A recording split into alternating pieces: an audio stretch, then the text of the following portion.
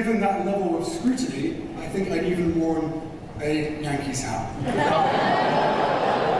Okay, maybe not a Yankees hat, but you get the dilemma. Disaster for Prince Harry in Canada, as his LA Dodgers faux pas sees him booed on stage by furious members of the Commonwealth who think that this dude, who is meant to be representing them, has been nothing but a traitor in recent weeks.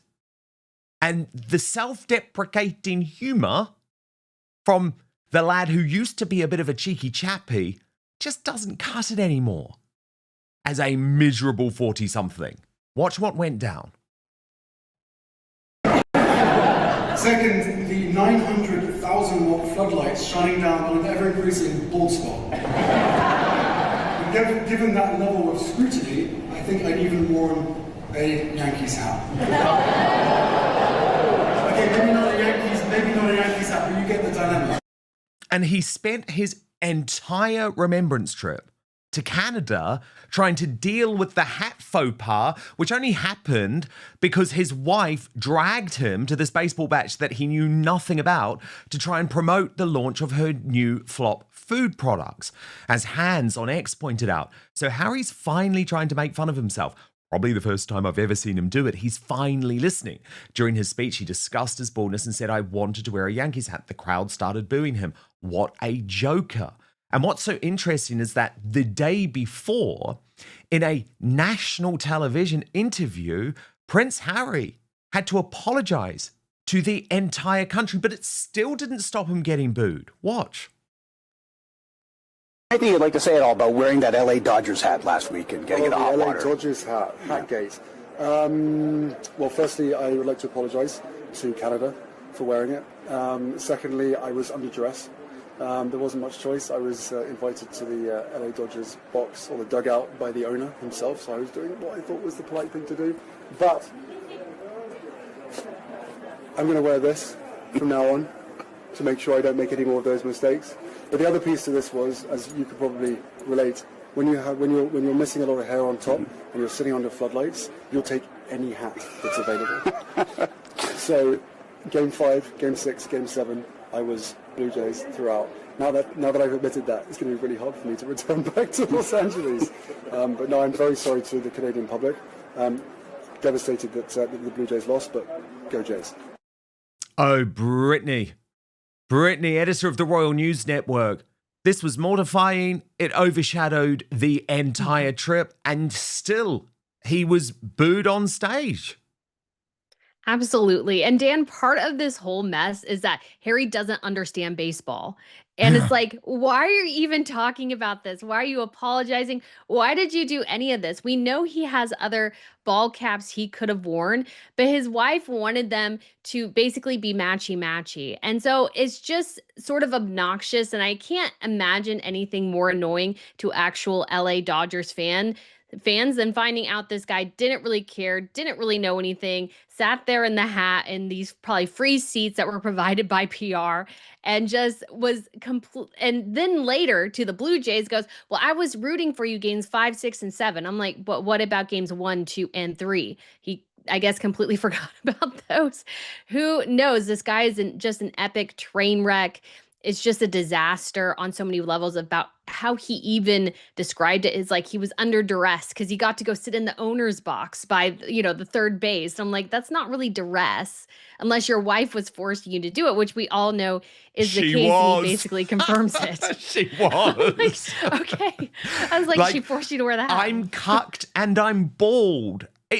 It's like that's all he has to say. And I mean, look, he was going through that date night with total duress. Mm-hmm. It was all done, Brittany, because things move so fast at the moment in the world of the Sussexes. But remember, she was launching her new Was Never products that day. So she needed to get the headlines. This was how she did it. But again, no thinking about the fact, holy crap, next week we're in Canada. Harry needs to have natural allegiance to Commonwealth countries. It just shows you their whole strategy is a mess. But I really feel like he's lost any sense of who he is, because all he can talk about on stage now is his balding head and the pressure his wife puts him under. That's it. There is nothing else left. And what's really funny, Dan, of course, is that he sort of made a big dig at his brother in his memoir, talking about his brother's going bald. And now he's actually worse. Balding, wasn't it, Brittany? Something to that effect. And he's actually worse, I think, because Harry's just holding on to these little tufts of hair in the front, because the rest of it just looks unbelievably bad. And he's almost worse because he's trying to hold on to his hair, the little he has left, even more than his brother did. And when it comes to even Meghan Markle, the crazy thing about this whole baseball thing is that there's no real Venn diagram where baseball and as ever clients would be like intersecting. Really, that just doesn't exist. It was a terrible way to actually promote her own brand.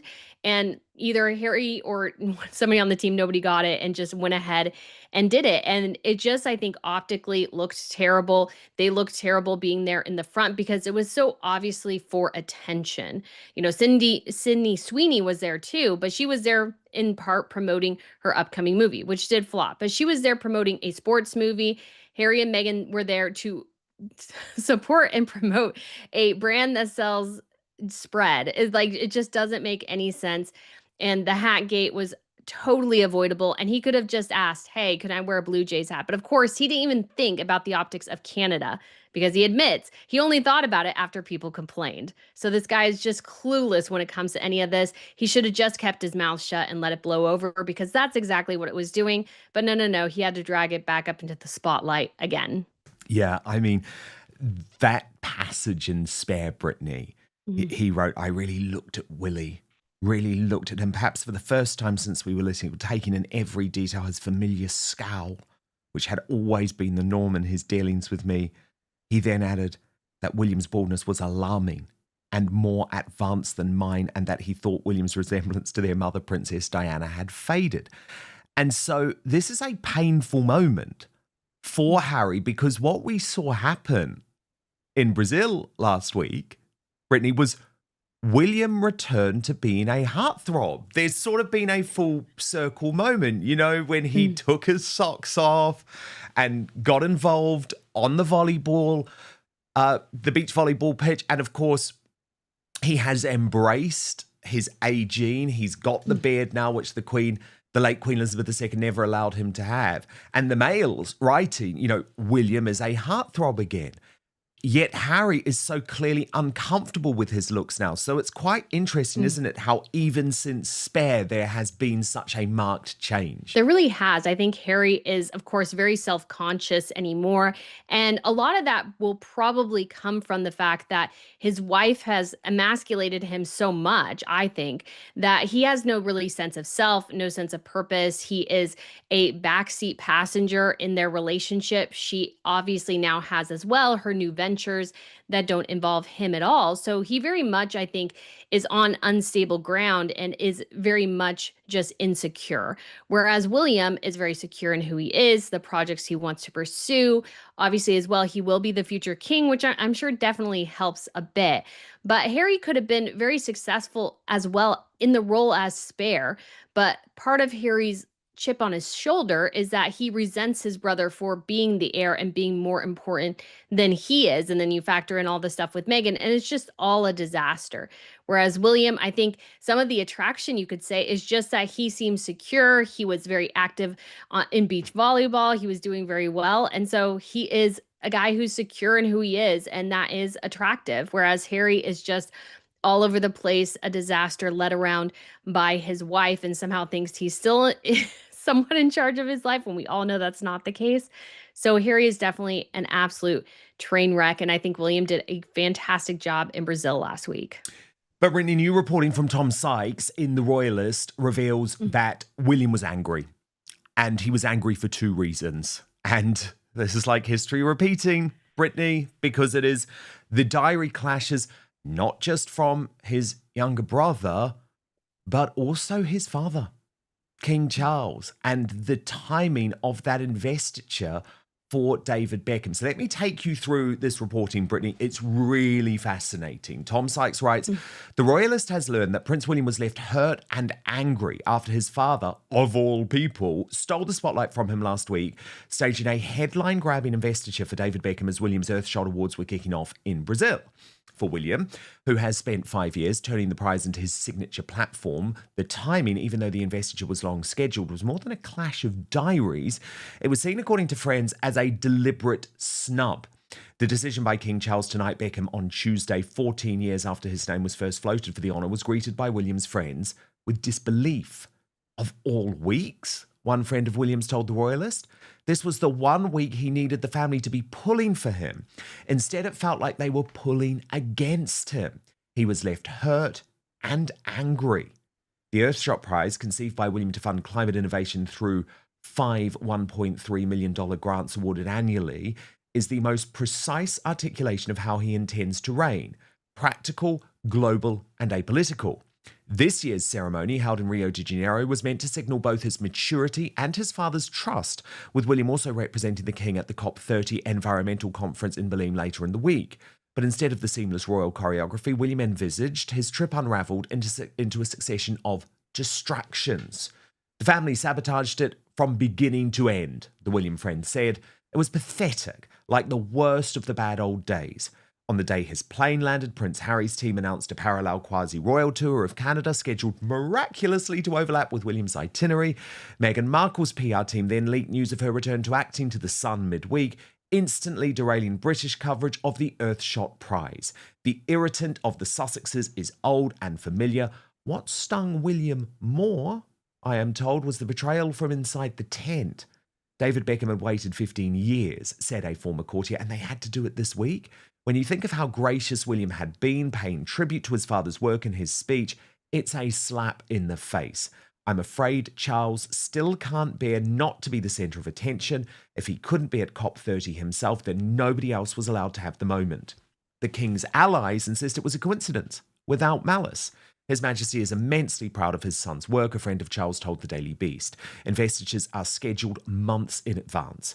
One friend of the king, however, did concede that there is an increasingly delicate father-son dynamic, dramatically worsened by William's open contempt for the shambolic way his father handled the ex-Prince Andrew crisis and continues to handle the Harry issue. Since the king's terminal cancer diagnosis, the balance of royal power has shifted. William is now increasingly demanding the right to lead long-term planning, public messaging, and crucially, crisis management. As the friend put it, the change of reign is happening in real time, whether they admit it or not. Charles, however, has no intention of fading into the background. He insists on maintaining a full public schedule, sometimes the alarm of Camilla and his doctors, and he guards the symbols of kingship, audiences, investitures, the odd glittering photo call, as fiercely as ever. Friends say that having waited his whole life for this role, he's not about to start taking instruction from anyone, even his son. The Beckham affair, trivial on its face, is the perfect metaphor. The king, ill but determined, still demands to be the headline act. The heir, already governing, in many people's minds, is trying to build something lasting in the space his father won't vacate. The king sometimes feels he's been airbrushed out of his own legacy, one family friend said. It's not deliberate on William's part, but there's a cold professionalism about him. The message is, the future starts now. Charles finds that almost unbearable. In the Amazon, one of the scripted remarks William delivered was about the duty each generation owes the next. It seems William doesn't think his father has got the message. So, Brittany, very deeply reported there from Tom Sykes, and I think fairly, actually, because he presents both sides of the argument.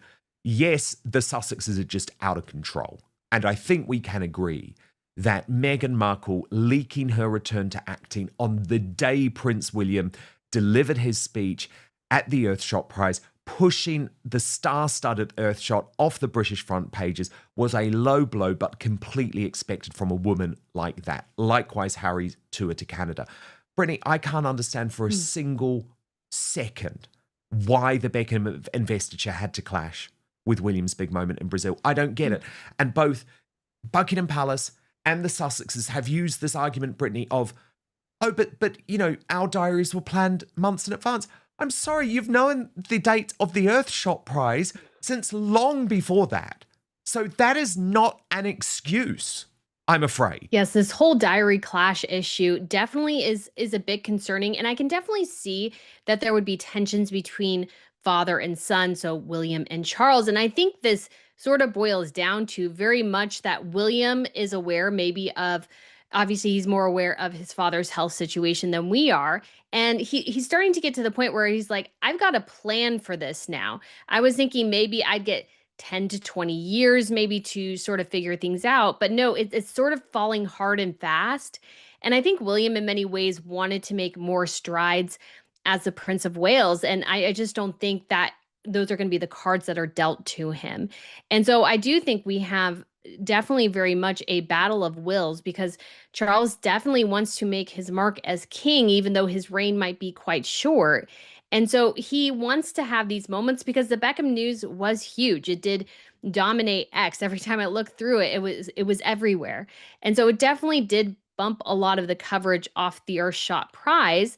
Although I'm not sure in some ways, because there wasn't, let's say, a huge guest at the Earthshot prize. So I don't know how much that really would have competed at the end of the day. And everybody had been waiting for David Beckham to get this honor, but that's also part of the problem, is that everybody is waiting for it. So there was this great anticipation, and it probably could have been moved to a different day because a normal investiture probably would not take up many lines within the press. But we do have, I think, again, the current and the future battling for supremacy here and what things are going to look like. And that is going to cause tension, and probably in some ways unnecessary tension, but it's hard to avoid too in this particular situation. And so it's just so unfortunate that this is probably what Charles's reign will be. And hopefully the father and son dynamic can get a little closer, because I think they were closer. I can imagine maybe they've drifted a little bit apart again, but it's sort of the challenge with royalty, is that somebody has to come next, and they're preparing. That's why I'm sort of a fan of voluntary abdication, because that seems to make things flow a bit better, in my personal opinion. But Oh no, Brittany, don't even go there. Don't even go there around me. No, I think he's got to hang on in there. I really do. And I think he will. I have great faith that he will, actually. I think it was something that I just loved so much about the late Queen's reign, that indeed she was able to maintain her duty till the very end. And I think her son will follow in those footsteps. It's interesting, though, Brittany, there have been new reports from Paula Frolic of News Nation about the fury, I guess, that William continues to feel about Harry. And she backs up some of my reporting over the past couple of weeks, which is that what Charles did to Andrew is now inevitably what William will end up doing to Harry. But she goes into a little bit of the reason why and how William sees his own brother today. Watch this. Hello.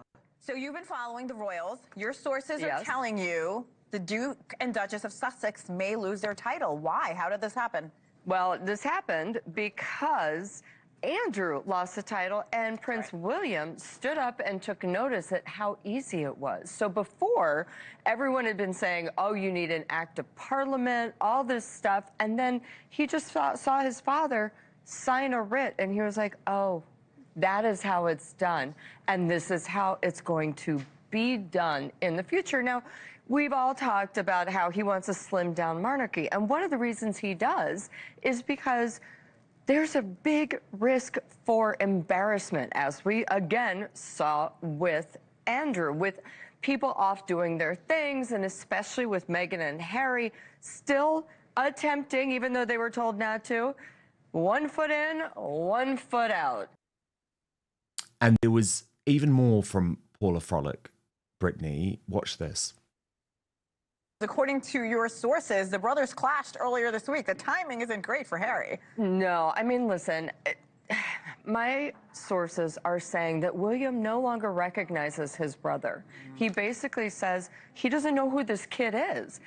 Harry has become petulant. He's become vengeful. He's very angry at all times. And William's just kind of like, hey, who the heck are you? And yes, they do blame Meghan. Now, I don't like to blame one person for another person's actions. Everyone has their own responsibilities. However, they say it's been a marked difference ever since Harry has gotten with Meghan, and he now feels he has to protect her and, defend her at all costs, even when there's bad behavior involved. Brittany, what did you make of Paula Frolick's reporting? I mean, I find it to be very accurate, Dan, because we do know that when it comes to William, I just think at this point he is completely and utterly willing to write Harry out of his life. I mean, obviously, if Harry comes on bended knee, post-divorce, something like that, maybe a little bit of the bridge can be mended, but it'll never be the same as it was. And I think William was probably aware more of the petulant, vengeful side of Harry than we probably knew as the public. I think William was probably more aware of that.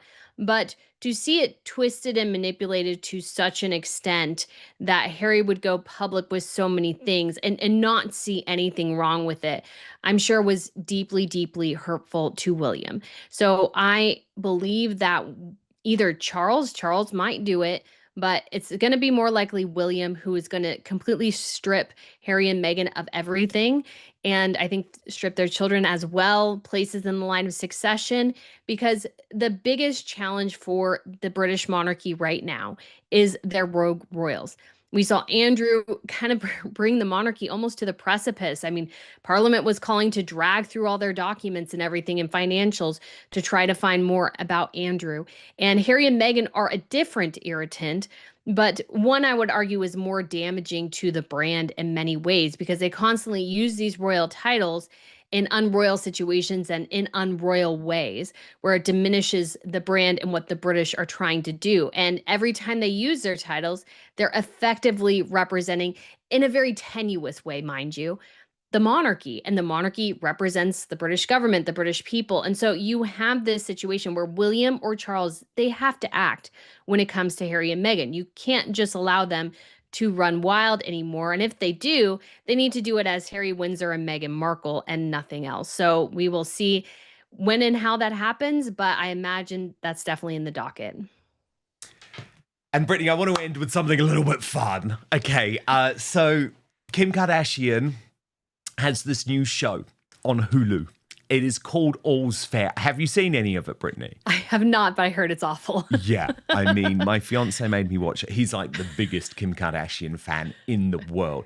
I was literally sitting there like, is this a spoof? I've never seen worse acting, more unrealistic storylines. Oh, gosh. But two of the stars, Naomi Watts, and I believe this is Niecy Nash. I'd never heard of her, if I'm honest, but two of the stars sat down with a leftist media organization here in the UK and were asked for like a whole load of famous lawyers through the past. Would they want them at the Kim Kardashian law firm? And it's like, yes, yes, yes, yes. Until they mention Rachel Zane and Meghan Markle and massive awkwardness ensues. Watch. I'm just going to name some famous lawyers, and I'd love to know if you think that they would get a job at your firm or not, okay? Do you want to hire Miranda Hobbs from Sex and the City? Yes. She'd fit in. She'd fit in, yeah. Elle Woods, Legally Blonde. Oh, yes. I sense you might say to everyone, Erin Brockovich. Definitely. Yes. Annalise Keating. Oh, Annalise. That's How to Get Away with Murder, Viola. Oh, God. Yes. Ally McBeal. She was a little neurotic. Yes. Callista Flockhart. Yes, yes. Meghan Markle, Rachel Zane from Suits. She was paralegal. I haven't seen that one. I haven't seen Suits either. It just, even the lefties, even the woke tards, they don't want to go there anymore. No, they definitely don't. They're like, okay, yeah, no, probably not the Rachel Zane energy there. Because Rachel Zane was effectively Meghan Markle. She was playing herself because that's the only role she can attempt to play. So I just think that that's a really, really a funny clip. They could pretty much think of everyone and kind of get there and go, yeah, yeah. And then Rachel Zane is like, never seen it. I know. I mean, that's a We pretty big know what diss. you're saying, and it's the blank face. And it is because every single celebrity in Hollywood has been warned, do not touch this toxicity. It's like you can see the terror behind their eyes. Very, very funny moment. Nice to end with something light. And of course, for all the brilliant royal analysis of monarchies across the globe, make sure you subscribe to the Royal News Network, RNN. You will find it on YouTube, and of course Brittany is posting on X as well. And if you want first access to our Royal Uncancelled After Show here on Outspoken, King Charles and Prince William lead emotional remembrance tributes. King Charles III and Prince William have led heartfelt tributes to Second World War veterans during an emotional Remembrance Day reception at Windsor Castle. The King and the Prince of Wales met with soldiers who served in the Pacific Campaign, gathering to honour their courage and sacrifice. Among the veterans attending were Gilbert Clarke, Sylvia Manasseh and Yavor Abbas. Mr. Abbas, who served as an officer in the Far East and witnessed the devastation of the atomic bombing of Hiroshima, was reunited with the King. The pair had met previously in August during the 80th anniversary of victory over Japan Day, when the veterans' moving tribute brought the monarch to tears. He had spoken of his admiration for King Charles, noting that both he and the King had faced cancer, and said the King's presence at the event, despite illness, gave strength to many who had served. At Windsor, the 98-year-old veteran greeted Queen Camilla warmly, kissed her hand during the group photograph, and later embraced the King, prompting an emotional reaction from those present. Mr. Abbas later said he held great respect for the King, not only as a monarch but also as a man, and he was glad to see that His Majesty's health appeared to be improving. Originally from Lucknow in India, Mr. Abbas was commissioned into the British Army in 1942 as a second lieutenant in the 11th Sikh Regiment. He trained as a combat cameraman and documented the war across Burma, Japan, and Hiroshima. Later, as a filmmaker, he paid tribute to modern journalists, particularly those reporting in Gaza, saying their courage far outweighed anything he had faced. Speaking about the world today, he expressed disappointment, saying he felt he had fought for a better world but now saw humanity repeating its mistakes. Before leaving, King Charles, who serves as patron of the Royal British Legion, gave him a final hug. Prince William also met with several veterans, including George Durrant, Ron Gumbley and Henry Rice, thanking them for their service. Earlier in the day, the Prince shared a recorded message for the Royal British Legion's Remembrance Assembly, an event that brings together school children across the United Kingdom. In his message, the Prince said Armistice Day was a time to pause and reflect, reminding people that remembrance is for everyone. He said it helps people connect personally with the courage of others, learn from their stories, and ensure their sacrifices are never forgotten. He added that remembrance is not only about the past, but also about shaping the future through empathy, resilience, and responsibility. Queen Camilla was also seen greeting guests at Windsor with her usual warmth. Prime Minister Sir Keir Starmer, Conservative Party leader Kemi Badenoch, Defence Secretary John Healey, and actor Sir Mark Rylance were among those attending. As the evening concluded, the King held the Commonwealth War Graves torch for peace, a new symbol commissioned this year to represent hope for future peace and to honour all those who died in the world wars. Earlier in the morning, the Princess of Wales led a moving service at the National Memorial Arboretum. Princess Catherine, aged 43, observed a 2-minute silence at 11 o'clock before laying a wreath in memory of the fallen. She spoke briefly with veterans and families, including the relative of a D-Day hero, who praised both her and Prince William for their dedication. In a lighter moment, the Princess shared a laugh with royal photographer Arthur Edwards, joking that she nearly lost her hat to the wind during the ceremony and assuring him that she was well. The service featured a poem written by the Arboretum's poet in residence, R.G. Manuel Pillai, focusing on the personal bonds formed through military service, something said to be especially meaningful to the princess. Performances were also given by Black Voices and Talent in the Ranks, a collective of singers and musicians from the armed forces. On Sunday, thousands of veterans gathered in Whitehall for the National Service of Remembrance. The King, dressed in his Field Marshal uniform, led the 2-minute silence at the cenotaph before laying a wreath to honour Britain's fallen heroes. The silence was marked by the firing of a ceremonial gun, followed by the last post performed by the buglers of the Royal Marines. Across the Atlantic, the Duke and Duchess of Sussex also paid tribute. Meghan Markle shared a video clip of Prince Harry from his time in Afghanistan, showing him running from a television interview to respond to an alarm. In her post, she expressed gratitude to all who have served, sacrificed, and continue to serve, echoing her husband's words that once someone has served, they are always serving. This remembrance season, the United Kingdom and the Commonwealth have come together once more to honour courage, sacrifice, and unity values that continue to define generations who have served their country with pride.